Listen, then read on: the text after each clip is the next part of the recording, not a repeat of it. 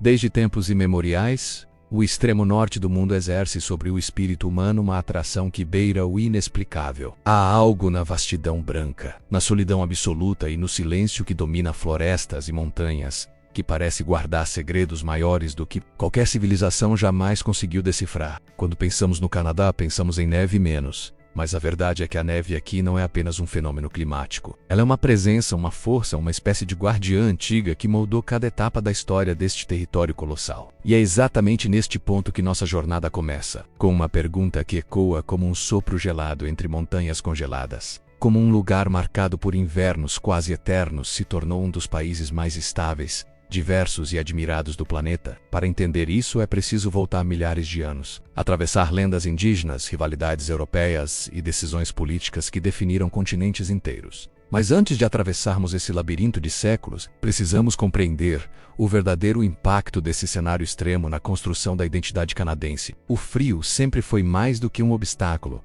Ele atuou como um filtro natural, selecionando quem tinha resiliência, estratégia e capacidade de adaptação. As primeiras nações entenderam isso desde o princípio, moldando suas culturas em harmonia com as estações, com o rigor das paisagens e com as criaturas que habitavam essas terras. Por isso, quando o jovem Canadá começou a se estruturar como nação moderna, carregava consigo essa marca profunda de resistência silenciosa. Mas o curioso é que, ao mesmo tempo em que o país se forjava sob condições tão severas, ele se transformava no símbolo mundial de acolhimento, diplomacia e coexistência pacífica. Essa dualidade, frio e humanidade, isolamento e diversidade, é o fio invisível que costura toda esta narrativa. Para começar essa história, imagine por um instante que você está diante de um país onde cada estação impõe desafios quase míticos, onde o inverno não é apenas uma fase do ano, mas um período que define ritmos de vida, estratégias de sobrevivência e até tradições culturais. É nesse território colossal, quase tão vasto quanto um continente, que encontramos as origens de um povo que aprendeu a ler o vento, a interpretar o gelo e a transformar a natureza em aliada. É aqui que nasce o Canadá.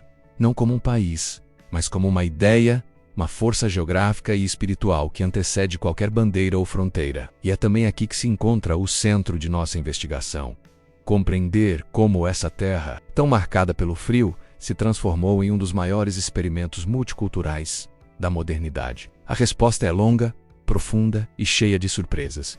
E durante as próximas horas você vai descobrir cada uma delas. O Canadá não se expandiu com guerras incessantes como Roma. Não se projetou para o mundo com ambições imperiais, como a Grã-Bretanha, e não se construiu sobre uma revolução explosiva como a França ou os Estados Unidos. Sua história parece, à primeira vista, silenciosa, mas esse silêncio é enganoso. Por trás dele há decisões arriscadas, confrontos ideológicos, disputas territoriais, movimentos de resistência e uma coleção de eventos que poderiam facilmente ter mudado o destino do país. A construção canadense foi gradual, quase paciente, como quem aprende a sobreviver em longos invernos. E é justamente nessa paciência estratégica que reside uma das chaves para entender sua evolução. Cada crise, seja política, cultural ou climática, foi enfrentada de maneira peculiar, mesclando pragmatismo e diálogo, traços que se tornariam marcas registradas da nação. Por isso, ao mergulhar no passado, canadense preparsei para descobrir que o silêncio, às vezes, revela mais do que o barulho. E então surge outra pergunta inevitável.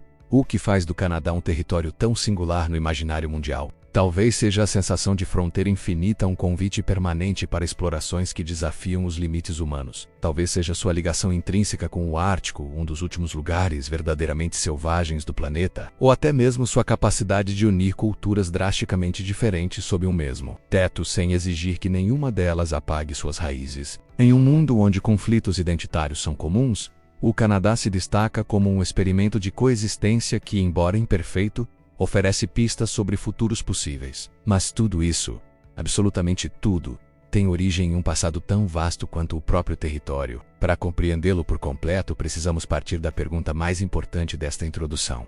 Como um ambiente tão extremo molda não apenas a história de um país, mas também a forma como seus habitantes veem o mundo? Ao longo deste documentário, seguiremos uma linha do tempo que atravessa eras de gelo. Primeiros assentamentos humanos, encontros entre mundos, disputas coloniais, processos de independência e transformações culturais profundas. Analisaremos como as primeiras nações desenvolveram sistemas complexos de organização social e espiritual, como franceses e ingleses disputaram cada palmo deste território, e como o país conseguiu, gradualmente, construir uma identidade própria sem romper totalmente com suas raízes europeias. Veremos também como a força do inverno, essa entidade quase viva, menos influenciou decisões militares, rotas de comércio, sistemas de transporte, estilos de vida e formas de governança. No final, a grande revelação é inevitável.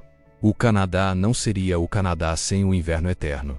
Ele é mais do que pano de fundo. É protagonista. Mas antes de avançar, é preciso avisar. Esta história não é apenas uma sequência de eventos, mas uma jornada emocional e simbólica. O Canadá nasceu de encontros e rupturas, de contrastes intensos entre culturas milenares e ambições europeias, entre tradições espirituais e realidades econômicas. Ele é um território que parece sempre convidar à introspecção, talvez porque a neve absorve o som e transforma tudo ao redor em reflexão. Ao mergulhar neste enredo, você perceberá que o país carrega uma personalidade própria, menos calma por fora e intensa por dentro. Cada capítulo revela um novo ângulo, ora épico, ora trágico, ora profundamente humano. E assim como um viajante que atravessa o norte em busca de respostas, você também descobrirá que o Canadá só se revela por completo a quem tem paciência para caminhar sob o frio. Muito antes de qualquer fronteira ser desenhada em mapas, antes que colonizadores europeus avistassem o brilho do gelo ao longe, um mundo inteiro já florescia no território que hoje chamamos de Canadá. Era um mundo moldado não por reinos centralizados, mas por redes complexas de povos que interagiam com a terra como se ela fosse uma extensão viva de seus próprios corpos. Invernos rigorosos, verves breves, rios colossais e florestas densas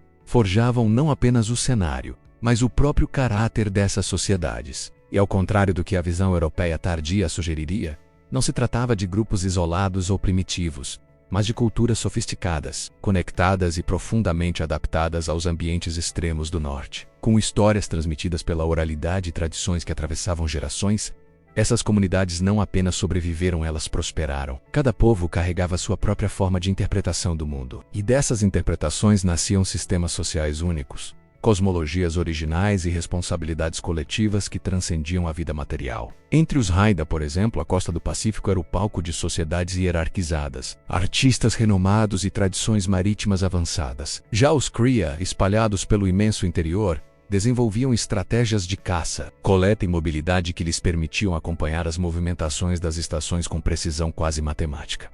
Para os Odibiu, cada rio era um guia espiritual. Para os Mi'kmaq, cada mudança do vento podia carregar uma mensagem. E no extremo ártico, os Inuit enfrentavam um ambiente tão hostil que desafiava a existência humana, mas faziam isso com engenhosidade surpreendente, criando abrigos, ferramentas e técnicas que garantiam equilíbrio entre vida, clima e território. Essas sociedades não apenas compreendiam o ambiente, elas o integravam em tudo, desde arte até política. Totens, máscaras, mitos rituais e danças não eram apenas expressões de identidade, mas sistemas complexos para lembrar, ensinar e organizar. Ao contrário das estruturas europeias que surgiriam séculos depois, o poder político raramente dependia de imposição. Ele se construía por meio da experiência, da generosidade, da capacidade de liderança espiritual ou habilidade de mediar conflitos. Havia, claro, períodos de tensão e disputa, mas a maior parte das relações se organizava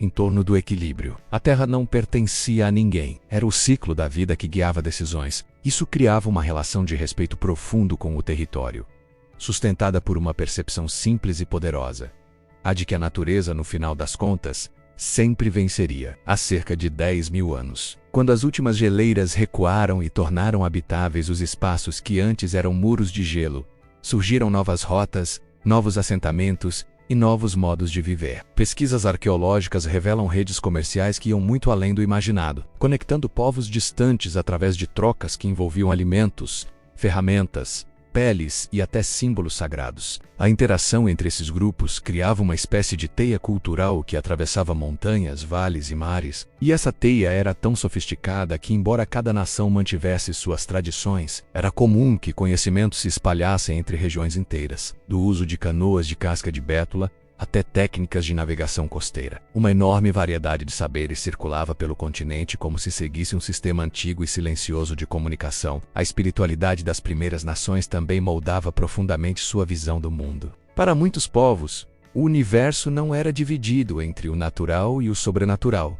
Tudo fazia parte de um contínuo. Montanhas tinham espíritos, rios carregavam memórias, animais eram mestres que transmitiam lições, e fenômenos como a aurora boreal eram interpretados como sinais de presença ancestral. Lendas sobre criadores, heróis míticos e entidades da floresta funcionavam como manuais de sobrevivência e ética. Eram narrativas carregadas de simbolismo, que ensinavam prudência, coragem, humildade e respeito. E quem crescia ouvindo essas histórias aprendia não apenas a sobreviver, mas a entender o próprio lugar no mundo. Essa relação com o invisível dava às comunidades uma força interior que atravessaria séculos de desafios. A diversidade territorial do Canadá pré-colonial era tão imensa quanto sua diversidade cultural. Na costa oeste, florestas gigantescas de cedro proporcionavam recursos abundantes para a construção de casas longas, embarcações e esculturas impressionantes. No interior das pradarias, rebanhos inteiros de bisões sustentavam modos de vida nômades que exigiam planejamento e habilidade. No leste, a abundância de rios e florestas criava condições ideais para a pesca e agricultura de subsistência. Já no Ártico, cada detalhe da vida tinha de ser calculado com precisão desde o momento exato de montar um abrigo até a forma correta de preservar alimentos durante meses de escuridão. Essa variedade dava origem a culturas distintas, mas também a uma capacidade de adaptação que faria inveja a qualquer sociedade moderna. Talvez seja por isso que esses povos resistiram por tanto tempo a todas as ameaças posteriores. E é impossível compreender essas origens sem reconhecer a complexidade política desses povos. Havia alianças formadas por interesse mútuo, acordos de defesa, pactos espirituais, redes de casamento e até tratados de paz, celebrados diante de líderes envelhecidos que carregavam memórias de gerações. Havia também conflitos, rivalidades históricas e batalhas estratégicas, porque nenhuma sociedade é homogênea por completo. No entanto, a forma como essas tensões eram manejadas revelava um grau elevado de maturidade social. Em muitos casos, evitar guerra era sinal de força, não de fraqueza. E essa filosofia política seria duramente posta à prova quando navios europeus cruzassem o horizonte, trazendo não apenas novas tecnologias, mas epidemias devastadoras e lógicas completamente diferentes de poder. Com o tempo, essas sociedades desenvolveram identidades tão profundas que se tornaram inseparáveis da própria geografia. Para os Inuit, o gelo não era um inimigo, era uma extensão do lar. Para os povos da costa do Pacífico, o oceano era tanto fonte de vida quanto espaço ritual. Para as nações do leste, as florestas eram bibliotecas gigantescas onde cada árvore carregava histórias. E é justamente dessa integração radical com o território que surge um dos aspectos mais fascinantes dessa era: a noção de que a sobrevivência era sempre coletiva.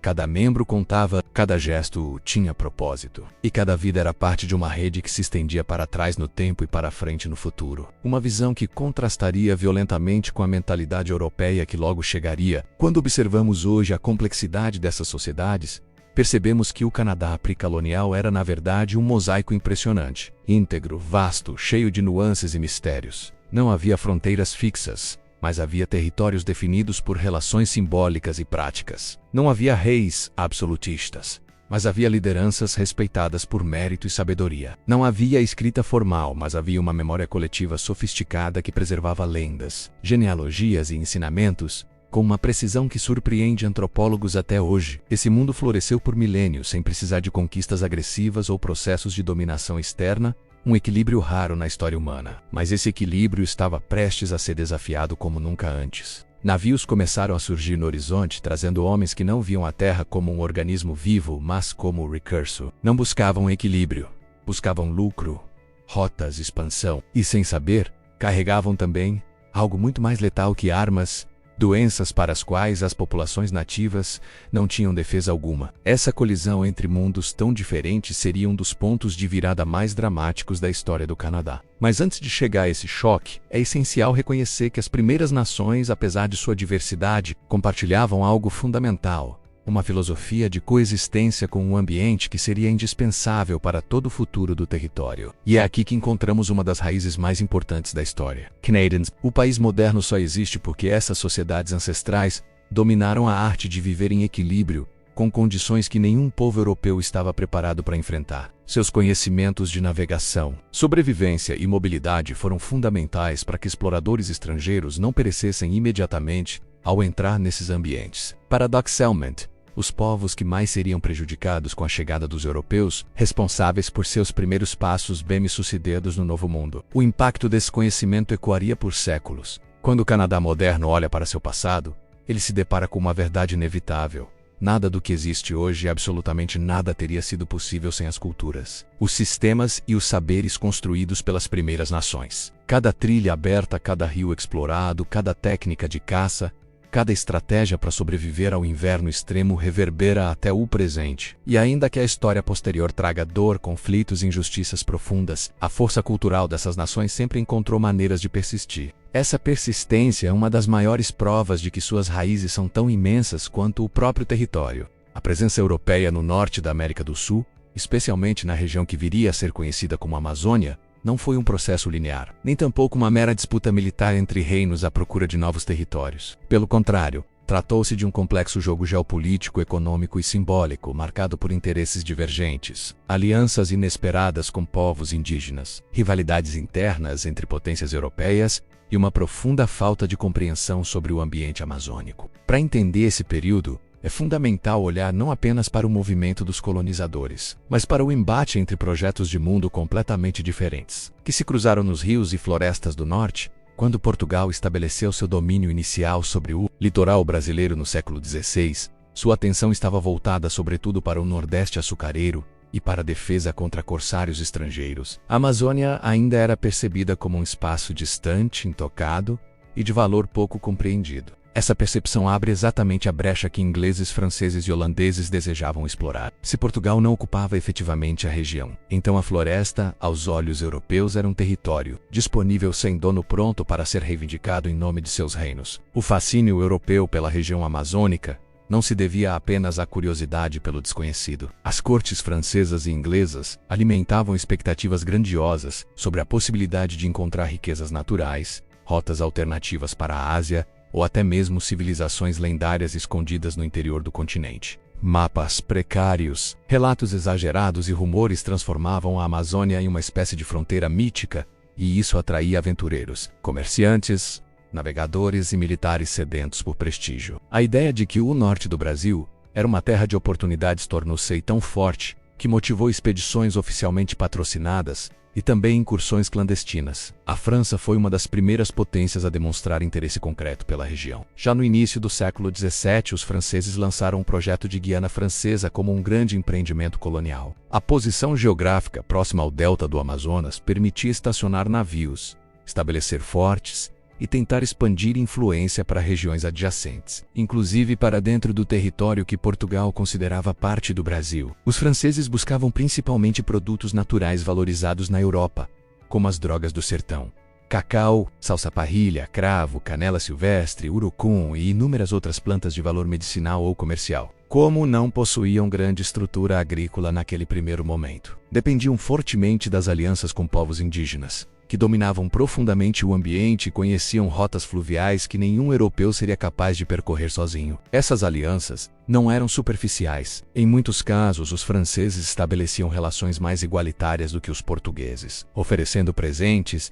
armas, ferramentas metálicas e pactos de proteção mútua. Várias nações indígenas, cansadas da pressão portuguesa mais agressiva e do sistema de escravização, enxergavam nos franceses uma alternativa menos opressiva. Isso dava aos franceses não apenas mão de obra e guias, mas também um poderoso capital político para operar dentro da floresta. Contudo, enquanto a França se expandia na Guiana, a Inglaterra observava atentamente. Os ingleses, desde o reinado de Elizabeth I, procuravam áreas estratégicas para instalar colônias e criar bases comerciais ao longo da costa atlântica. A disputa com a Espanha e, por extensão, com Portugal tornava o norte da América do Sul uma região ideal para interceptar rotas marítimas, estabelecer postos comerciais e desafiar o monopólio ibérico. A Amazônia oferecia um atrativo adicional. Seus rios longuíssimos permitiam entrar profundamente no continente, algo que os ingleses acreditavam ser vantajoso para encontrar riquezas ou alcançar rotas para o interior desconhecido. Expedições inglesas começaram a surgir com frequência crescente, Algumas focavam no comércio direto com aldeias indígenas. Outras buscavam estabelecer colônias permanentes,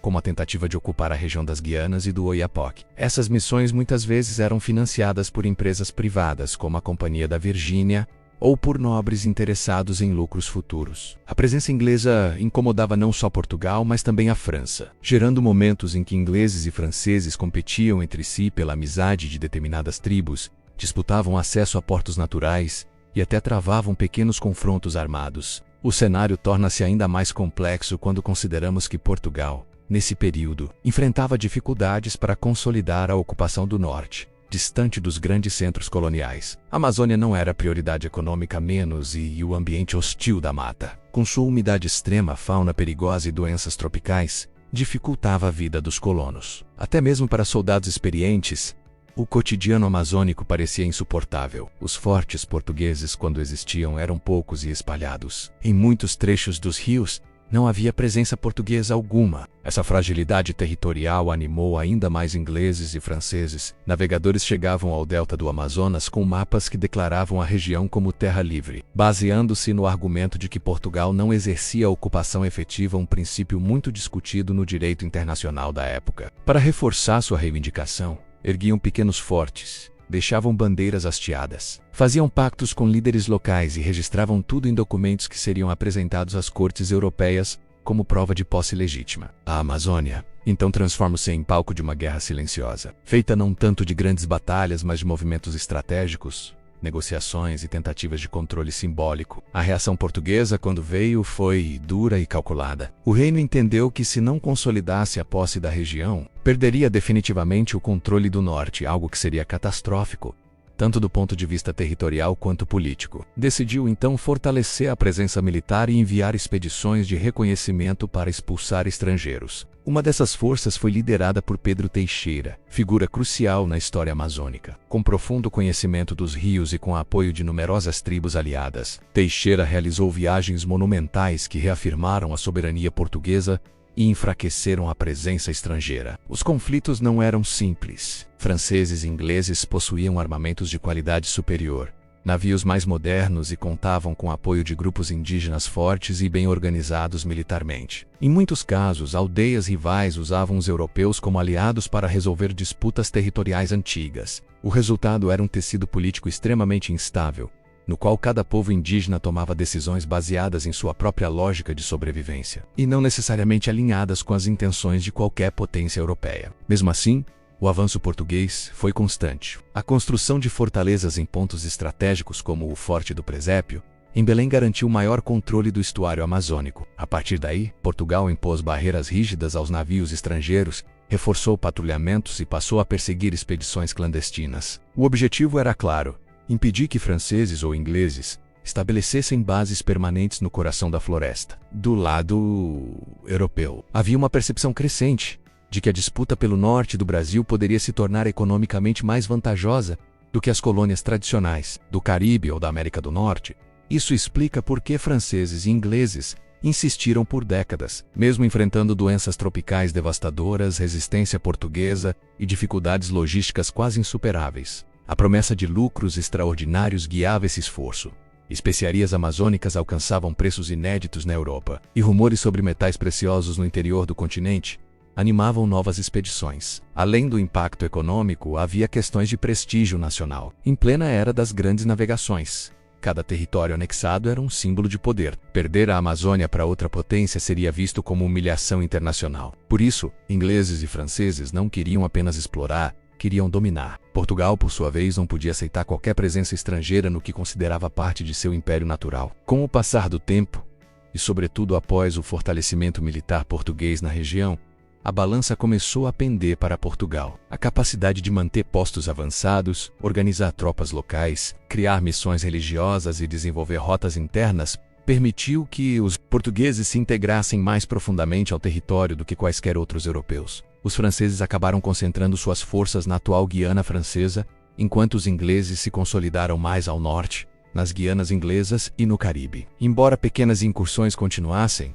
o sonho de dominar o delta amazônico foi gradualmente abandonado. Ainda assim, os efeitos dessa disputa são sentidos até hoje. O norte brasileiro carrega marcas profundas dessa competição internacional. A diversidade de povos, a mistura de influências culturais, a criação de cidades ribeirinhas e a persistência do espírito de fronteira têm raízes diretas nesse choque de interesses. A Amazônia não foi simplesmente um território invadido. Foi um espaço disputado, negociado, questionado e defendido ao longo de séculos. A chegada europeia ao norte do Brasil, portanto, não deve ser vista como um capítulo isolado da colonização portuguesa, mas como um teatro de conflito global. Ali se enfrentaram 3 visões de mundo: a francesa, comercial e diplomática; a inglesa, expansionista e estratégica; e a portuguesa, territorial e militar. Mas, acima de tudo, foi também o palco da resistência, agência e participação ativa de inúmeros povos indígenas, sem os quais nenhum desses projetos europeus teria se sustentado. Foi essa confluência de interesses, alianças e confrontos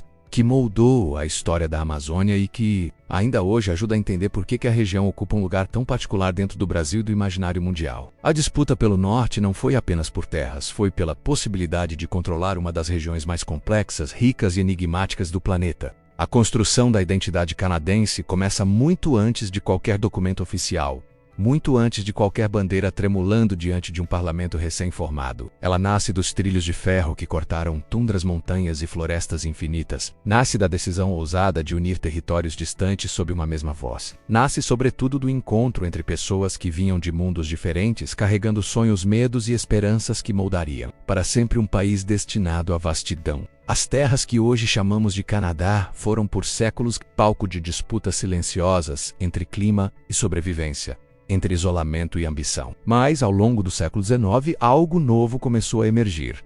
A ideia de que aquelas extensões geladas poderiam se transformar em lares, em promessas, em caminhos possíveis. E é nesse ponto da jornada que a história ganha velocidade. Quando o território deixa de ser apenas cenário e se torna projeto. Quando as primeiras províncias decidiram se unir em confederação, em 1867, o gesto não foi apenas político.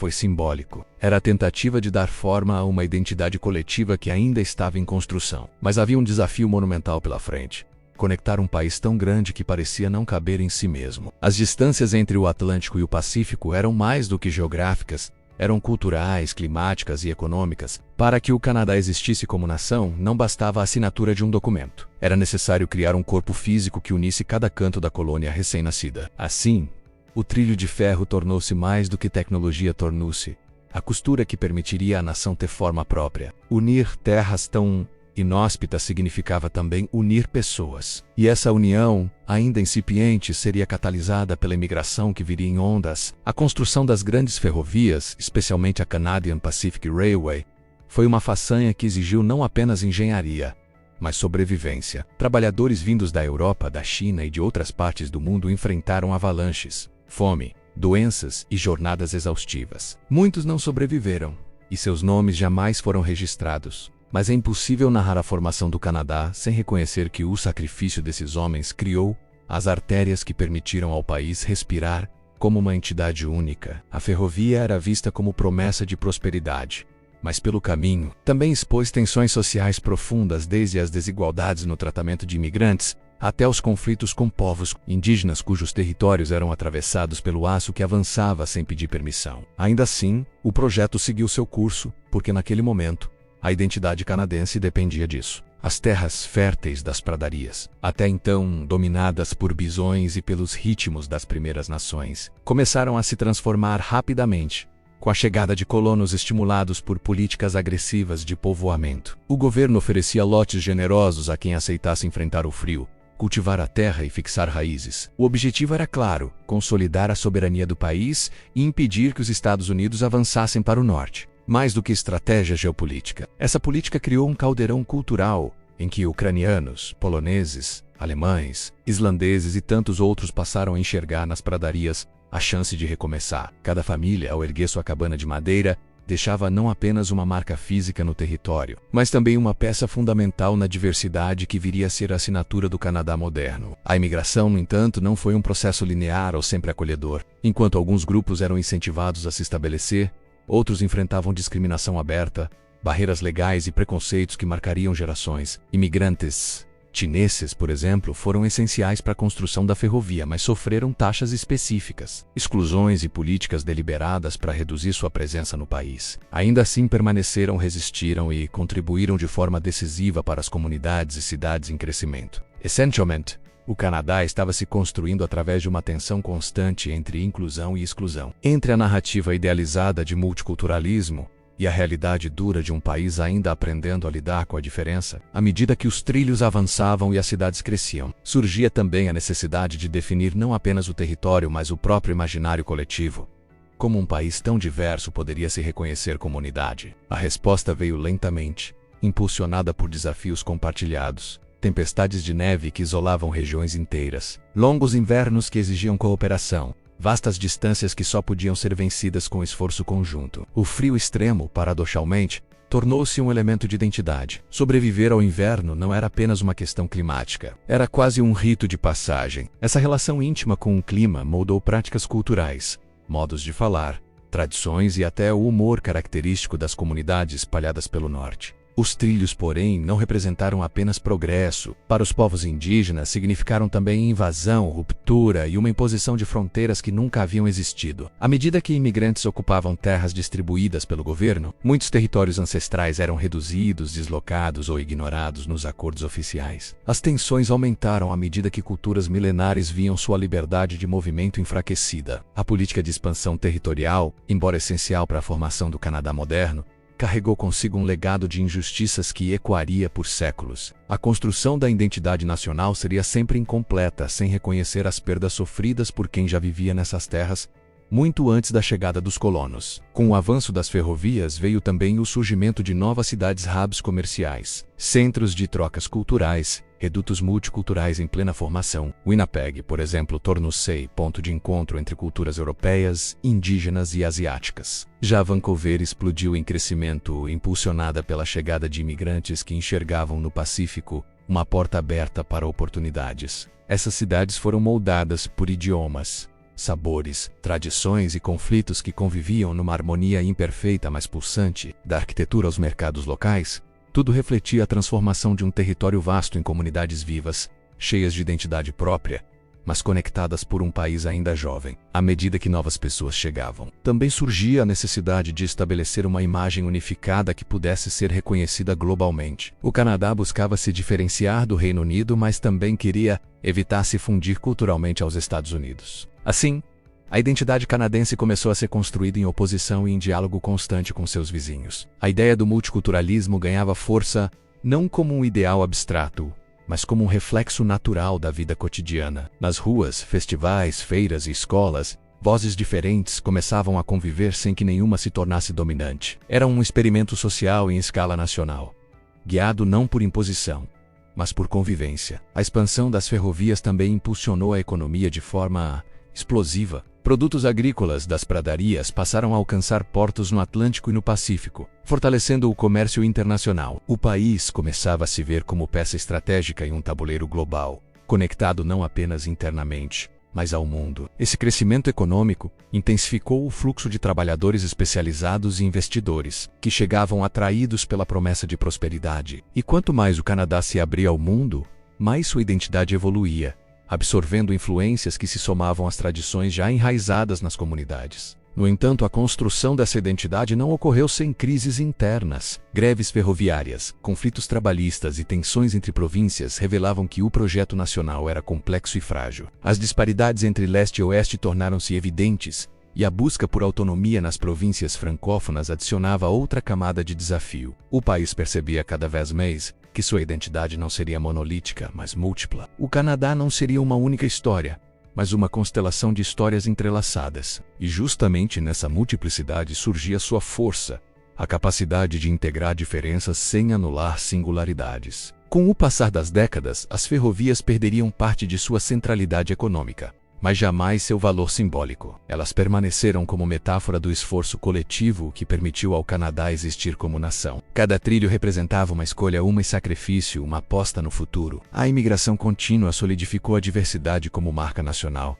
e a convivência de culturas passou a ser celebrada como elemento fundador da identidade canadense. O país se tornava, pouco a pouco, uma teia de narrativas que, embora distintas, compartilhavam o mesmo horizonte branco de inverno, o mesmo senso de vastidão e a mesma crença no poder da união. Assim, a construção da identidade canadense não pode ser vista como evento isolado ou projeto concluído. Ela é movimento constante, reflexo de sua própria geografia, ampla, complexa e sempre aberta a novos caminhos. As terras ocupadas, as ferrovias que rasgaram fronteiras naturais e a imigração que preencheu o território com vozes diversas, formam o alicerce de um país que aprendeu a transformar o frio em força, a distância em conexão e a diversidade em orgulho. Essa identidade, moldada por mãos vindas de todos os cantos do mundo, permanece em expansão como se o próprio Canadá ainda estivesse se descobrindo trilho após trilho, história após história. A ascensão do Canadá como nação não foi marcada por exércitos colossais, reinos expansionistas ou ambições imperiais que buscavam dominar continentes. Sua força emergiu de algo mais silencioso, mais árduo e ao mesmo tempo mais admirável: a capacidade de sobreviver, prosperar e se reinventar em um território onde a natureza por si só parecia desafiar qualquer tentativa de permanência humana. O frio não era apenas clima, era adversário, limite, fronteira invisível e força moldadora. E ainda assim, o país que nasceu no gelo aprendeu a transformar o impossível em cotidiano, enfrentando tempestades, distâncias abissais e desafios logísticos que teriam destruído outras sociedades. Cada passo da jornada de crescimento canadense ocorreu sobre o gelo fino da incerteza, mas a persistência de seu povo pavimentou uma história de resiliência que surpreenderia o mundo. No final do século XIX e início do XX, o Canadá ainda buscava sua própria voz no palco internacional. Era uma nação jovem, composta por províncias requemunidadas e conectada por ferrovias que atravessavam montanhas e geleiras, como veias tentando impulsionar vida por um corpo em formação. Mas sob essa aparência tímida, crescia uma potência em silêncio. Suas cidades começavam a prosperar, suas pradarias forneciam grãos ao mundo e seus portos, congelados por meses, se transformavam em portas de entrada e saída quando o degelo finalmente chegava. A economia florescia de forma constante, impulsionada por recursos naturais abundantes. E o mundo começava a olhar para aquele norte distante não como território desabitado, mas como uma promessa de prosperidade. O Canadá logo reconheceu que sua força não estaria em imitar outras potências, mas em dominar aquilo que sempre fora considerado indomável. A capacidade de construir cidades funcionais em regiões onde o frio extremo paralisaria nações inteiras tornou-se sua assinatura. O país desenvolveu tecnologias próprias, adaptou métodos de construção, criou sistemas de transporte e rotinas sociais que permitiam a vida continuar mesmo sob tempestades de neve que escondiam casas, apagavam estradas e congelavam rios inteiros. A expertise canadense em enfrentar o frio transforma-se em vantagem estratégica, gerando inovações que fariam do país um exemplo mundial de adaptação ao rigor climático. Mas não era apenas o clima que testava a força da nação. Eram também os desafios políticos. Durante a Primeira Guerra Mundial, o Canadá viu seus soldados saírem do anonimato e se tornarem símbolo de coragem. Fusiliers, artilheiros e voluntários canadenses ganharam reputação por feitos extraordinários em batalhas que pareciam perdidas. A vitória em Vimy Ridge, por exemplo, tornou-se o momento fundador da consciência nacional. Pela primeira vez, o Canadá percebia que não era apenas colônia, era protagonista. Esse sentimento floresceu no coração de uma geração que retornaria transformada pela guerra, levando ao fortalecimento do nacionalismo e da percepção internacional de que o país era mais do que apoio do Império Britânico. Era um povo com identidade própria. A Segunda Guerra Mundial ampliou esse reconhecimento. O Canadá tornou-se peça estratégica na defesa do Atlântico, produziu armamentos, navios, aviões e treinou milhares de pilotos de diversas nações em seus céus frios e estáveis. Os canadenses não apenas lutaram, ajudaram a construir a infraestrutura que tornaria possível a vitória aliada. O país mostrou ao mundo sua capacidade industrial e sua disciplina. Cidades inteiras se reorganizaram para sustentar o esforço de guerra. Fábricas operavam dia e noite, mulheres assumiam funções essenciais, e o sentimento de unidade nacional atingia níveis inéditos. O país do frio mostrava que sua força não vinha do tamanho, mas da determinação. Com o fim da guerra, o Canadá emergiu não apenas como participante vitorioso, mas como nação capaz de liderar. Sua economia crescia, suas indústrias se expandiam, e o país começava a assumir posições diplomáticas de destaque. O papel canadense na criação da ONU e sua atuação constante em missões de paz consolidaram a imagem de nação equilibrada, confiável e moralmente respeitada. Não era o poder bélico que definia o Canadá, era sua capacidade de agir como ponte entre extremos, conciliando interesses e defendendo a estabilidade global. A identidade internacional do país se moldava, em grande parte, na ideia de que o gigante branco era guardião da paz. Enquanto isso, internamente, o país continuava sua própria transformação. O pós-guerra trouxe prosperidade, urbanização acelerada e ondas migratórias que diversificaram ainda mais a população. Cidades como Toronto, Montreal e Vancouver explodiram em crescimento, tornando-se centros vibrantes de cultura, comércio e inovação. A economia se diversificou, deixando de depender apenas de recursos naturais e adotando tecnologia, indústria pesada e serviços especializados. O Canadá, antes visto como extensão gelada do Império Britânico, tornava-se protagonista continental, capaz de rivalizar economicamente com gigantes e influenciar debates globais. A ascensão era lenta, mas firme,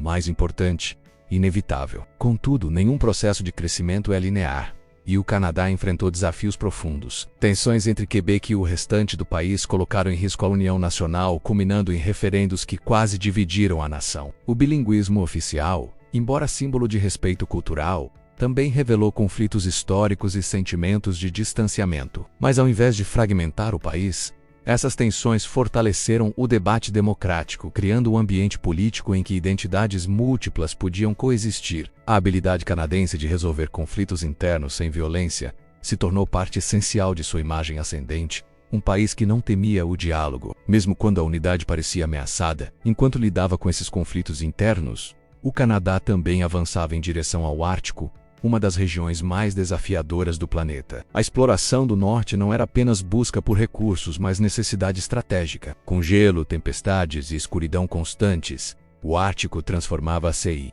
em símbolo máximo da força canadense. Bases militares foram construídas, comunidades se estabeleceram, cientistas passaram a estudar o comportamento das geleiras, e o país consolidou sua presença em um dos territórios mais inóspitos da Terra.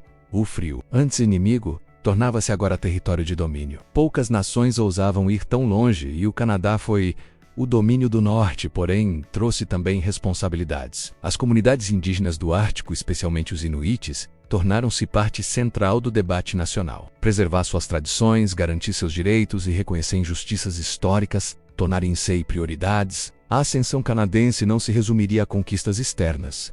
Exigia também reparação interna. A força de um país não está apenas em sua capacidade de avançar, mas em sua habilidade de honrar aqueles que sustentam sua identidade mais profunda. E nesse ponto, o Canadá começou um processo contínuo de reconciliação, que se tornaria marca fundamental de seu crescimento moral. Ao longo do século XX, o país consolidou uma imagem admirada no mundo inteiro, a de nação próspera, democrática, pacífica e multicultural. Mas por trás desse ideal existia uma verdade que poucos percebiam.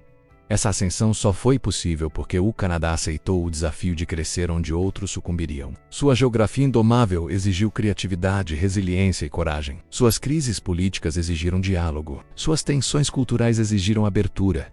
Nada foi simples, nada foi automático, tudo foi conquistado. E nesse processo, o país que surgiu no frio transformou sua maior fraqueza em sua força definitiva. Hoje, o Canadá é reconhecido como uma das nações mais desenvolvidas, seguras e influentes do planeta. Seu nome está ligado à educação de excelência, sistemas de saúde sólidos, qualidade de vida e políticas que valorizam diversidade e justiça social. Mas, acima de tudo, o país é símbolo de superação silenciosa. A história de uma nação que, sem alarde, sem ostentação e sem pressa, desafiou o impossível. A ascensão canadense não foi marcada por revoluções grandiosas, mas pela construção constante, pela determinação de sobreviver ao inverno e pela capacidade de criar, no maio do gelo, um lar para o mundo inteiro. Assim se ergueu o país do frio, enfrentando tempestades, suportando distâncias inimagináveis, dialogando com conflitos internos, abraçando culturas diversas e assumindo seu lugar no mundo com humildade e firmeza. O Canadá não se impôs, conquistou respeito. Não rivalizou, colaborou, não se isolou, abriu-se. Esse é o legado de sua ascensão.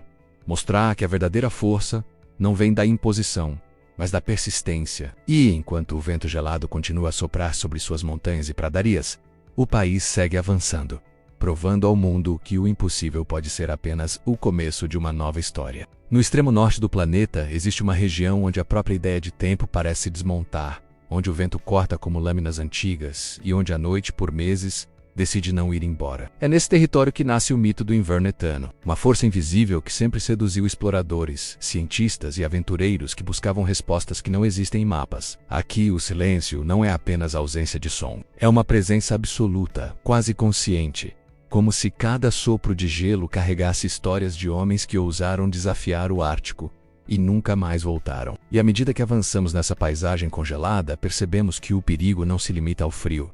Há algo mais profundo, mais antigo, que habita essas terras. Uma espécie de chamado que para alguns é irresistível e para outros fatal. Os primeiros relatos de desaparecimentos no Ártico surgiram antes mesmo de existir uma ciência formal para estudá-los. Eram descrições trazidas por caçadores inuites que encontravam acampamentos intactos, fogueiras acesas, roupas dobradas, mas nenhum sinal de vida humana. Como se os homens simplesmente tivessem evaporado no ar pesado de neve. Com o tempo, esses relatos deixaram de ser mitos isolados e passaram a formar um padrão assustador. Expedições inteiras sumiam sem deixar rastros, como a lendária viagem de Sir John Franklin, cujos navios foram engolidos pelo gelo e só reapareceram mais de um século depois, preservados como cápsulas de morte. A cada desaparecimento, uma pergunta se repetia: o que existe no Ártico que transforma homens experientes em vítimas de um vazio sem testemunhas? Enquanto impérios europeus disputavam territórios ao sul, o norte permanecia como um reino intocado, onde a natureza ainda ditava suas próprias leis. O frio extremo deformava bússolas, congelava ferramentas e alterava a mente humana. Homens relatavam ouvir vozes que pareciam surgir do vento, sombras que se moviam na neblina e sensações de serem observados por algo sobrenatural. Hoje, sabemos que a privação sensorial pode criar ilusões poderosas. Mas isso não explica por que tantos exploradores anotaram as mesmas percepções em diários separados por décadas. Como se o Ártico tivesse uma psique própria, capaz de atacar a sanidade daqueles que ousavam penetrar em sua solidão absoluta. Esse cenário de mistério criou uma região em que o racional e o inexplicável caminham lado a lado, congelados na mesma vastidão. Os inuites sempre disseram que o Ártico não é apenas um lugar, é um espírito. E para sobreviver nele é preciso compreendê-lo, respeitá-lo e, principalmente, saber quando recuar. Muitos exploradores europeus, movidos por uma arrogância típica da época, ignoraram essas advertências. Pagaram com suas vidas. Mas esses povos nativos também conheciam outro segredo. O Ártico não chama qualquer pessoa. Ele escolhe aqueles cujo coração guarda uma inquietação profunda, um desejo de romper limites, mesmo que não estejam prontos para enfrentá-lo. Por isso, muitos dos que desapareceram tinham um traço em comum. Buscavam algo maior do que si mesmos, uma descoberta, um reconhecimento, uma fuga. O Ártico não os matou apenas com o frio. Os seduziu com promessas de respostas que nunca foram entregues. Com o avanço da ciência no século XX, novas expedições tentaram desvendar os segredos dessa região. Satélites, aeronaves e tecnologia de ponta mapearam áreas antes inatingíveis. Ainda assim, estranhas anomalias persistiam. Instrumentos falhavam sem explicação. Aparelhos de comunicação desapareciam no estático infinito. Equipamentos registravam sons subterrâneos que nunca foram identificados. E, ocasionalmente, o mais perturbador: equipes inteiras relatavam sensação de serem observadas, mesmo estando a centenas de quilômetros de qualquer vida humana. Não havia pegadas, não havia animais, apenas a vasta planície branca encarando de volta. Essa combinação de dados científicos e experiências subjetivas transformou o Ártico em um dos maiores enigmas do planeta. Alguns pesquisadores sugerem que as bizarras ocorrências da região podem estar ligadas a fenômenos magnéticos que alteram a percepção humana. Outros que o isolamento extremo ativa áreas do cérebro que raramente usamos. Mas essas explicações nunca cobriram a totalidade dos relatos. Afinal, como explicar expedições que simplesmente desaparecem sem deixar rastros? Como explicar trilhas que terminam abruptamente no meio do nada, como se os exploradores tivessem sido arrancados da paisagem? E como explicar o padrão quase ritualístico de objetos deixados para trás em algumas dessas cenas? Cada nova tentativa de entendimento apenas gera mais perguntas, como se o Ártico se divertisse em confundir aqueles que tentam desvendá-lo. Existem também histórias que nunca foram oficialmente documentadas, mas que circulam entre exploradores e pesquisadores mais antigos. Uma das mais estranhas fala sobre o dia sem eco. Em certas regiões, o som simplesmente deixa de existir. Gritos, passos, batidas, tudo é engolido pelo ar antes mesmo de viajar 1 metro. Como se o próprio espaço se recusasse a permitir qualquer vibração. Para os que vivenciaram isso, a sensação é indescritível. Um medo instintivo, profundo, que ultrapassa a lógica. Algo dentro do ser humano entende imediatamente que aquele não é um ambiente natural. É como se fosse um limite proibido, uma fronteira que não deveria ser cruzada. E ainda assim, sempre há alguém disposto a ir além dessa fronteira. Uma das hipóteses mais sombrias entre estudiosos é a ideia de que muitos desaparecimentos não ocorreram por falhas humanas, mas por encontros com fenômenos extremos da própria natureza. tempestades brancas repentinas, fissuras no gelo, mudanças bruscas de clima, mas mesmo assim, esses eventos não explicam certos padrões que se repetem nos relatos. Grupos que se separam sem motivo, homens que abandonam suprimentos essenciais, trilhas que indicam comportamento irracional. O Ártico parece provocar algo dentro da mente humana que a ciência ainda não compreende completamente. E essa é talvez a maior ameaça da região, não aquilo que está fora, mas aquilo que desperta dentro de cada um. Ao mesmo tempo, é impossível ignorar o magnetismo simbólico do Ártico. Ele representa a última fronteira do desconhecido, um espaço que nos lembra que o ser humano não controla tudo. É um lembrete incômodo da nossa fragilidade. É por isso que tantos se sentem atraídos por ele. Porque no fundo existe um desejo silencioso de confrontar o impossível, de tocar lugares onde o mundo ainda não foi totalmente explicado. O Ártico é o espelho de nossa ambição e de nossa vulnerabilidade. E talvez seja por isso que tantos desaparecem nele, porque enfrentam não apenas a natureza, mas a si mesmos. Hoje, mesmo com tecnologia moderna, o Ártico continua reivindicando vidas. Pesquisadores somem em áreas mapeadas, drones capturam sombras inexplicáveis, sensores registram movimentos onde não deveria haver nada. Alguns acreditam que o gelo guarda segredos enterrados há milhares de anos, civilizações perdidas, fenômenos geológicos desconhecidos, talvez até algo que antecede a humanidade. Outros dizem que o mistério é psicológico. Mas, para aqueles que estiveram lá, a resposta parece ainda mais profunda. O Ártico tem uma consciência própria, não no sentido literal, mas como uma força ancestral que se molda a cada geração de exploradores. E cada pessoa que entra lá acaba deixando algo para trás, sanidade, memória ou até a própria vida. O chamado do Ártico não é romântico nem glorioso. É silencioso, constante e, para alguns, impossível de ignorar. Ele atinge homens e mulheres que carregam dentro de si uma inquietação antiga, uma necessidade de ir além dos limites conhecidos. A região parece reconhecer esses espíritos inquietos e os atrai como um farol gelado. Muitos dos desaparecidos não estavam fugindo do mundo. Estavam buscando algo. E, de certa forma, encontraram. Mas o preço que o Ártico cobra é sempre alto. E raramente devolve aqueles que julga ter conquistado. É um chamado que seduz, fascina e às vezes destrói. O mistério do inverno eterno permanece vivo porque nunca será totalmente explicado. Ele combina ciência, psicologia, medo, fascínio e a força indomável da natureza. Cada desaparecimento adiciona uma nova camada à lenda. Cada expedição que retorna traz mais perguntas do que respostas. E aos que sonham em explorar esses territórios, resta apenas uma certeza: o Ártico não é um lugar para ser dominado.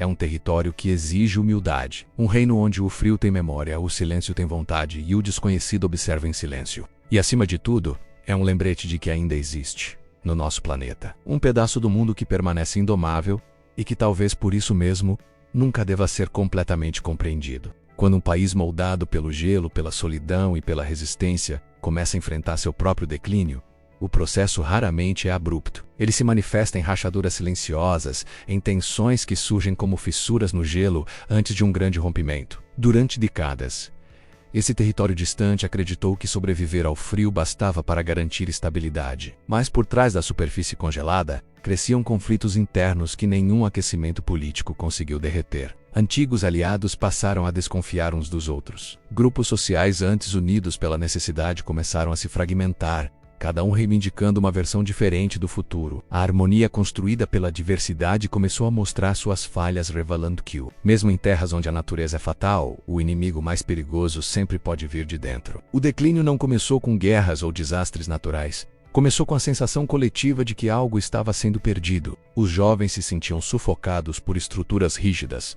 Os mais velhos temiam que tradições milenares desaparecessem. E o governo lutava para controlar uma população dividida entre modernização e preservação. O país do frio, antes visto como uma fortaleza de disciplina e ordem, começou a enfrentar um fenômeno invisível: a erosão da identidade. Era como se cada mudança social representasse uma ameaça. Cada nova ideia fosse um golpe contra as raízes que sustentavam aquela civilização. E enquanto eles tentavam entender o que realmente estavam perdendo, as tensões internas continuavam crescendo nos subterrâneos da política. Com o passar dos anos, o centro de poder se enfraqueceu. Governantes, antes admirados pela capacidade de organizar o caos do inverno, passaram a ser vistos como figuras distantes, incapazes de ouvir o povo que enfrentava a dureza do gelo diariamente. A burocracia aumentou. Decisões eram tomadas a milhares de quilômetros das comunidades reais, e o ressentimento começou a se acumular como camadas de neve sobre um telhado antigo. Em vez de evolução, as pessoas enxergavam o abandono. Em vez de desenvolvimento, sentiam imposição. E enquanto isso, surgiam líderes locais determinados a desafiar a autoridade central,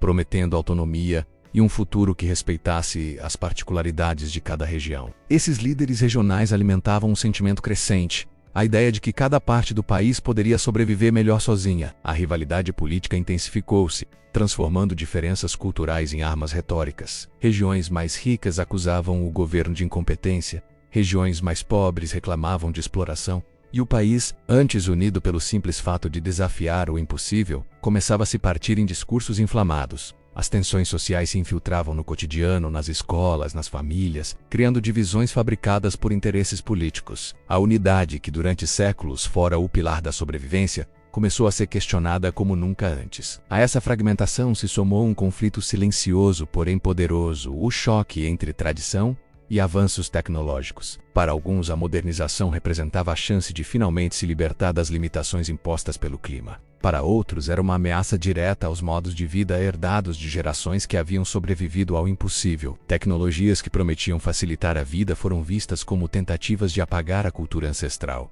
Essa disputa não era apenas ideológica, era emocional.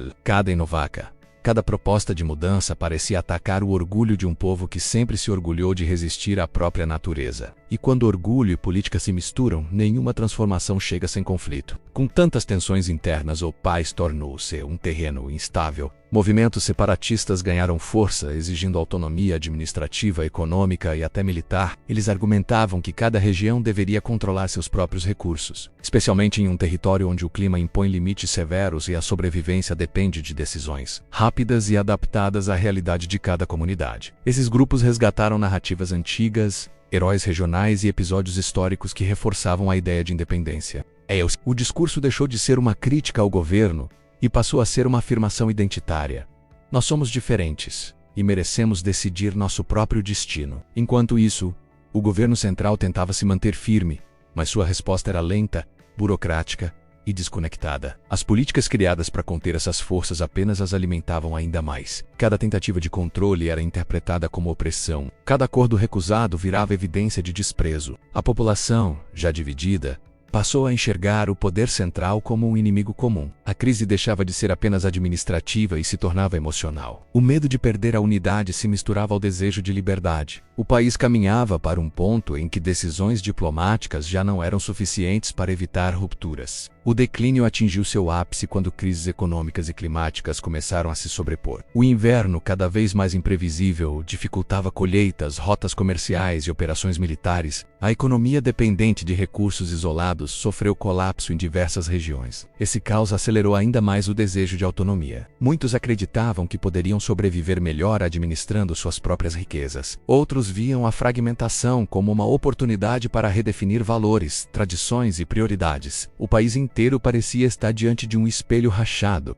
tentando reconstruir sua imagem enquanto os pedaços se afastavam cada vez mais. Foi nesse cenário tumultuado que surgiram novos movimentos sociais, formados por jovens que não se identificavam com nenhum dos lados tradicionais. Para eles, tanto o governo central quanto os líderes separatistas representavam visões ultrapassadas. Esses jovens buscavam autonomia não apenas territorial, mas intelectual e cultural. Queriam redefinir o país não com base no passado, mas no potencial do futuro. Eram críticos, determinados e movidos por uma força que os mais velhos não compreendiam totalmente. Esse novo grupo tornou-se uma peça inesperada no tabuleiro político, desafiando velhas estruturas e ampliando ainda mais o conflito interno. O choque entre gerações se tornou inevitável. Cada lado acreditava estar salvando o país, mas todos acabavam empurrando a crise para níveis mais profundos. A ausência de diálogo verdadeiro transformou divergências triviais em batalhas ideológicas. Em vez de enfrentar juntos as dificuldades impostas pelo clima extremo, as pessoas passaram a enxergar inimigos dentro das próprias fronteiras. E como sempre acontece, os interesses externos começaram a explorar essas fraturas, oferecendo apoio seletivo a grupos que podiam enfraquecer ainda mais a unidade nacional. O país do frio, antes exemplo de resistência, tornava-se alvo de manipulações e influências estrangeiras. Mesmo em meio ao caos, surgiram vozes que defendiam um caminho diferente. O da reconstrução. Líderes comunitários, pesquisadores, trabalhadores e visionários começaram a propor modelos de autonomia que não fragmentassem o país, mas o fortalecessem. Eles defendiam a ideia de que a verdadeira independência não nasce da separação, mas da capacidade de cada região ter poder real de decisão, sem romper os laços que sustentam a identidade nacional. Essa visão reacendeu debates, trouxe novas possibilidades e, pela primeira vez em anos, abriu espaço para a esperança, mesmo que pequena, mesmo que frágil. A busca por autonomia transformou-se, no fim, em uma jornada coletiva. Não era mais sobre dividir o país, e sim sobre redefinir o que significava pertencê-lo. O declínio, os conflitos e as disputas internas revelaram algo que sempre esteve presente. A força desse povo não vinha da obediência cega, mas da capacidade de resistir, adaptar-se e reconstruir-se. O frio moldou corpos, mas também mentes. E apesar das divisões, existia um entendimento profundo de que a sobrevivência nunca foi individual. Sempre foi uma construção conjunta. O país do inverno eterno podia estar quebrado, mas não estava derrotado. E ao reconhecer suas próprias falhas e cicatrizes, ele finalmente encontrou o caminho para buscar um tipo de autonomia que não destrói, mas fortalece. O legado de um país nascido entre florestas intermináveis, montanhas silenciosas e mares congelados não se resume a datas, guerras ou tratados. Ele vive na forma como diferentes povos, línguas e crenças aprenderam a dividir o mesmo território sem perder sua própria voz. A história que emerge é a de um multiculturalismo forjado não por imposição, mas pela convivência diária, pela necessidade de cooperação diante de uma natureza que nunca perdoou o isolamento. Nesse cenário, cada nova cultura que chegava não apagava a anterior, costurava-se a ela, como camadas sucessivas de um tecido amplo e complexo. O país descobriu que sua verdadeira força não estava em ser homogêneo, mas em ser múltiplo, diverso e capaz de absorver influências sem renunciar à própria essência. Esse é o farol moderno, a herança mais profunda que atravessou séculos de neve, política e transformação. O multiculturalismo não surgiu como um ideal político pronto, mas como resposta natural a uma realidade inevitável. Desde os primeiros contatos entre europeus e povos originários, ficou claro que nenhuma das culturas seria capaz de dominar totalmente o ambiente. O inverno extremo não respeitava fronteiras nem soberanias. Exigia adaptação, troca e entendimento. Quando ondas de imigrantes começaram a chegar, trazendo consigo idiomas, religiões e hábitos radicalmente diferentes, o país poderia ter se fragmentado. Em vez disso, encontrou espaço para cada voz. O frio que poderia dividir acabou unindo. E com o passar das gerações, esses encontros criaram uma identidade que não substituía antigas tradições, ampliava-as. Assim, o multiculturalismo deixou de ser apenas convivência, tornou-se um princípio estruturante, um modo de enxergar o mundo onde a diferença não ameaça, mas engrandece. Foi essa capacidade de acolher o diverso que moldou as instituições modernas. Escolas, universidades, parlamentos e conselhos perceberam que ignorar a pluralidade seria como negar o próprio DNA do país. A inclusão tornou-se não apenas uma política, mas um reflexo natural de como a sociedade já funcionava. Em cidades onde 20 idiomas podiam ser ouvidos em uma única rua, exigir uniformidade seria inútil. Assim, programas educacionais passaram a valorizar a história de cada povo que ajudou a construir o país. As novas gerações cresceram aprendendo não apenas sobre seus antepassados, mas sobre os antepassados de seus vizinhos. Essa educação compartilhada criou um imaginário coletivo no qual o multiculturalismo não é um desafio, é uma herança que legitima a própria existência do país. Ao longo do último século, essa filosofia se expandiu para além das políticas sociais e alcançou a forma como a nação se apresenta ao mundo. Não era mais a terra remota que lutava para sobreviver ao inverno eterno. Era um símbolo global de convivência pacífica entre culturas distintas, congressos internacionais, acordos multilaterais e debates sobre direitos humanos. Frequentemente citavam esse país como exemplo de como diferenças podem coexistir sem conflito. Esse reconhecimento global não nasceu da perfeição, nasceu do esforço contínuo de aperfeiçoar a própria convivência. Cada crise interna serviu como lembrança de que o multiculturalismo exige diálogo, paciência e constante adaptação. E ainda assim a identidade nacional emergiu firme, construída não pela exclusão, mas pela soma. Entretanto, essa construção não foi isenta de tensões. Em alguns momentos, culturas recém-chegadas confrontaram valores estabelecidos. Em outros, minorias antigas exigiram reconhecimento após décadas de invisibilidade. Foram disputas difíceis, que revelaram que uma sociedade multicultural não é estática, ela precisa negociar o tempo todo. Mas ao contrário de outras nações que se viram dilaceradas por tais conflitos, esta encontrou força justamente na disposição de ouvir. O país aprendeu que não basta aceitar diferenças. É preciso criar mecanismos para que todas participem ativamente da vida coletiva. Assim, conselhos mistos, Assembleias regionais e programas de representatividade foram surgindo, transformando divergências em diálogo e diálogo em políticas duradouras. Um dos pilares desse legado é o reconhecimento da importância dos povos originários dentro da estrutura nacional. Por séculos, suas tradições foram tratadas como relíquias do passado. Mas com o avanço do multiculturalismo moderno, essas culturas passaram a ser vistas como fundamentais para o presente e o futuro. Seus conhecimentos ambientais, suas línguas ancestrais e suas visões de mundo tornaram-se parte indispensável da identidade coletiva. Movimentos sociais, pressões políticas e pesquisas acadêmicas ajudaram a transformar essa relação, tirando as comunidades indígenas da periferia simbólica e trazendo-as para o centro da narrativa nacional, não como peças de museu, mas como protagonistas de uma história que continua viva. Ao mesmo tempo, imigrantes de todas as partes do globo encontraram nesse país uma promessa diferente. A promessa de que suas culturas não seriam apagadas ao cruzar a fronteira. A ideia não era se dissolver em uma identidade única, mas adicionar suas próprias cores ao mosaico coletivo. Em pouco tempo, bairros inteiros passaram a refletir essa diversidade. Mercados asiáticos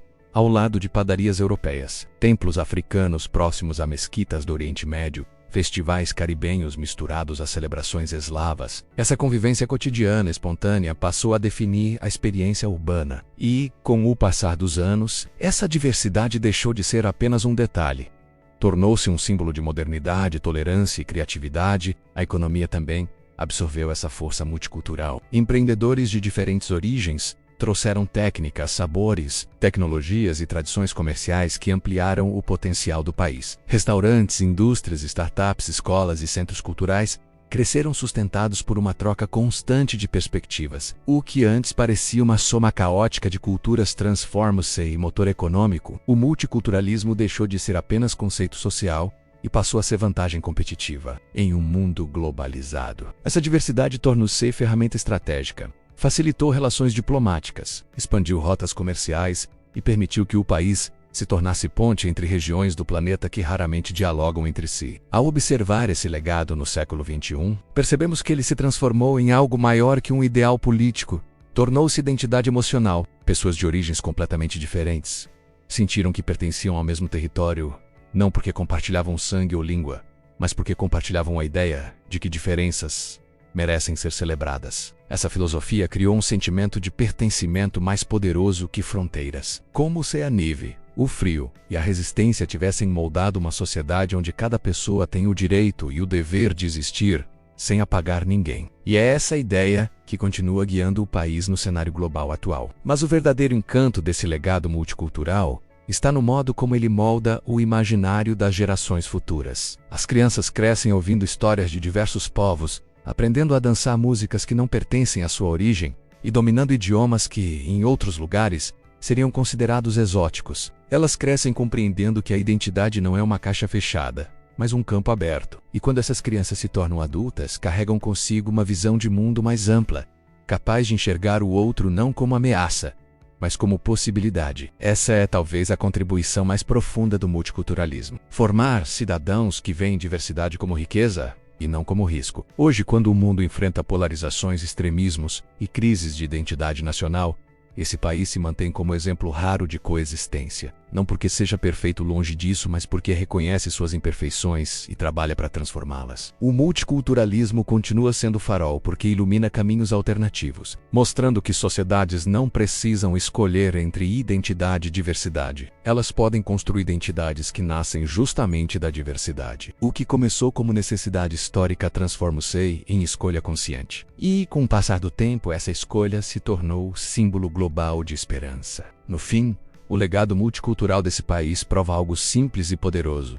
O futuro pertence às nações que entendem que nenhuma cultura é completa sozinha, que o verdadeiro progresso surge quando povos diferentes dividem o mesmo espaço e constroem algo maior do que poderiam construir individualmente. O inverno eterno moldou corpos e mentes, mas foi o encontro entre culturas que moldou a alma moderna dessa nação. Uma alma feita de tradições entrelaçadas, idiomas ecoando em harmonia e histórias que se cruzam como trilhas sobre a neve. Esse é o farol que continua iluminando o mundo, a certeza de que a diversidade não é desafio, e sim destino. Ao chegar ao capítulo final dessa longa jornada, percebemos que o Canadá não é apenas um país moldado por neve, florestas e rios intermináveis. É uma ideia em constante movimento, um organismo vivo que se expande, encolhe, aprende, ira recomeça e resiste.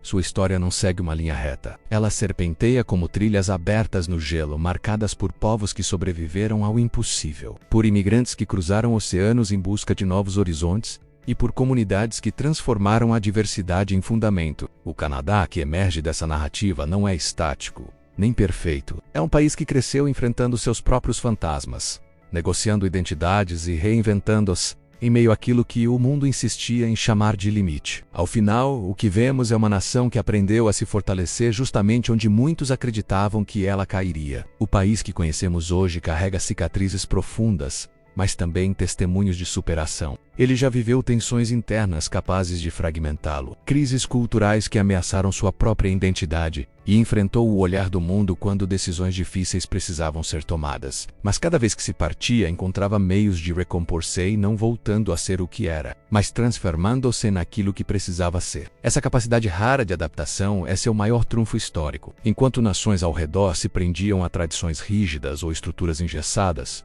o Canadá entendeu que resistir não é permanecer imutável, e sim ajustar-se sem perder o núcleo que o sustenta. E esse núcleo sempre foi a convivência, a pluralidade, a disposição coletiva de dialogar mesmo quando o inverno parecia eterno demais. Resistir, no Canadá, nunca significou apenas sobreviver ao frio. Significou enfrentar dilemas morais, desigualdades históricas e disputas por pertencimento. Significou dar voz a culturas que, durante muito tempo, foram silenciadas. Significou admitir erros, corrigir caminhos e reavaliar narrativas que antes pareciam imutáveis. Ao revisitar suas próprias sombras, o país começou a construir uma nova forma de existir mais consciente, mais sensível e mais determinada a não repetir os ciclos que o machucaram. Esse processo não foi rápido, tampouco fácil, mas ele deu origem a uma estrutura social capaz de absorver tensões sem desmoronar. E na história mundial, poucas nações conseguem sustentar tal façanha. Enquanto o mundo acelerava em ritmos caóticos,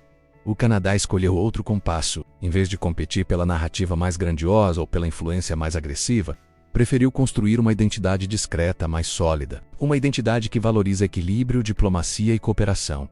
Muitos interpretaram isso como fraqueza, porém, com o tempo, ficou claro que essa serenidade estratégica era, na verdade, uma das maiores forças do país. Quando conflitos globais se intensificaram, o Canadá conseguiu manter pontes onde outros ergueram muros. Quando economias desabaram, o país encontrou maneiras de proteger sua população com medidas calculadas. Essa calma firme, quase silenciosa, tornou-se símbolo de maturidade política, um traço raro em tempos de turbulência. E ainda assim, por trás dessa imagem pacífica, havia uma luta constante, a busca pela própria alma, porque ser uma nação multicultural é uma conquista, mas também é um desafio interminável. A coexistência entre dezenas de povos exige esforço contínuo, reformas, escuta ativa e humildade para aceitar perspectivas divergentes. Em muitos países, essa diversidade se tornaria motivo de ruptura. No Canadá, tornou-se motivo de construção. Isso só foi possível porque o país percebeu que cada nova cultura que chegava não ameaçava sua estabilidade e fortalecia menos a mistura não apagava tradições, mas ampliava possibilidades. A pluralidade deixava de ser um problema a ser contido e passava a ser a base de um futuro mais resiliente. Ao longo das últimas décadas, a reinvenção tornou-se parte natural da trajetória canadense. O país se adaptou às mudanças climáticas que transformam suas paisagens, as tensões políticas internas, as novas demandas tecnológicas e as expectativas de gerações que cresceram em um mundo muito mais conectado. Em meio a tudo isso, manteve a capacidade de olhar para dentro e reconhecer quando precisava mudar. Essa autoconsciência nacional é rara. É fácil para uma nação cair no orgulho cego ou no tradicionalismo rígido, mas o Canadá escolheu outro caminho. O da evolução constante, mesmo que lenta, mesmo que imperfeita. Cada nova década trouxe um ajuste, um reconhecimento, uma abertura, e por isso, o país se tornou exemplo de como resistir e reinventar-se são movimentos inseparáveis. Os povos originários, antes relegados a papéis secundários, tornaram-se protagonistas de uma reescrita histórica necessária. O reconhecimento de seus direitos, culturas e saberes não foi um gesto de caridade, mas de justiça. Ao trazê-los para o centro da narrativa nacional, o Canadá admitiu que sua história não começa com colônias europeias, mas com civilizações milenares que moldaram os territórios muito antes das fronteiras modernas. Essa reintegração cultural não apenas reparou feridas antigas, ela redefiniu completamente o modo como o país se enxerga. A força de uma nação não está apenas no que constrói, mas na honestidade com que encara suas falhas. Nesse sentido, o Canadá mostrou coragem ao transformar dor em aprendizado, silêncio em voz e passado em futuro. No cenário global, essa postura se destacou ainda mais. Enquanto muitos países enfrentavam polarizações devastadoras, o Canadá se consolidava como farol de estabilidade. Não porque estivesse livre de conflitos,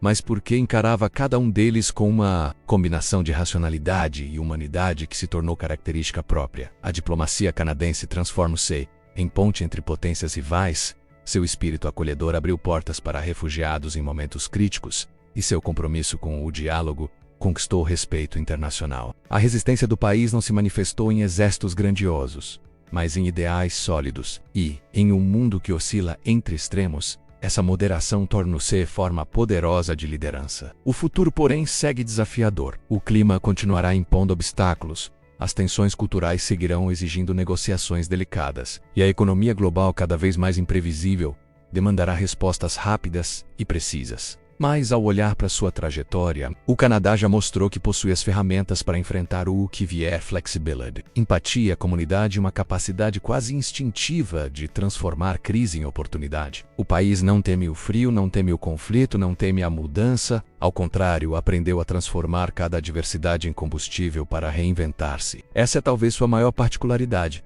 Ele não apenas resiste ao tempo, ele conversa com ele. A reinvenção canadense não pertence apenas às grandes decisões políticas. Ela está presente no cotidiano das pessoas. Nos bairros onde línguas diferentes se cruzam, sem estranhamento. Nas escolas onde crianças aprendem histórias que não vêm de um único povo, mas do muitos. Nas comunidades do norte que, apesar do frio severo, seguem transmitindo tradições enquanto abraçam o futuro. Nos imigrantes que chegam com sonhos nas malas e encontram espaço para crescer. Em cada um desses fragmentos vive um país que insiste em evoluir. Porque o Canadá não é apenas território, é convivência, movimento, abertura, e é nessa fusão de memórias, culturas e esperanças que ele constrói seu amanhã. Ao final dessa jornada histórica, percebemos que o Canadá sobrevive não porque é imune a conflitos, mas porque reconhece que eles fazem parte de qualquer sociedade em transformação. Ele se reinventa porque entende que nenhum país permanece grande se permanecer parado. Seu legado não está apenas na geografia grandiosa, nem na vastidão gelada que o caracteriza. Está na capacidade humana que floresceu mesmo em ambientes onde nada parecia possível. Está na pluralidade que se tornou sua marca mais valiosa.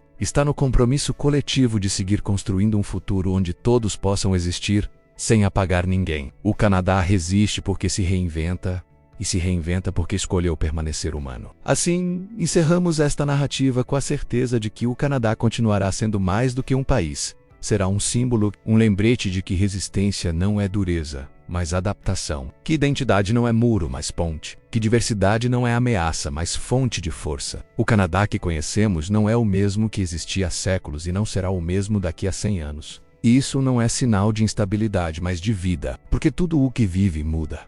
Tudo o que cresce transforma-se. E tudo o que entende seu próprio passado encontra meios de construir um futuro maior do que qualquer desafio. O Canadá resiste. O Canadá continua.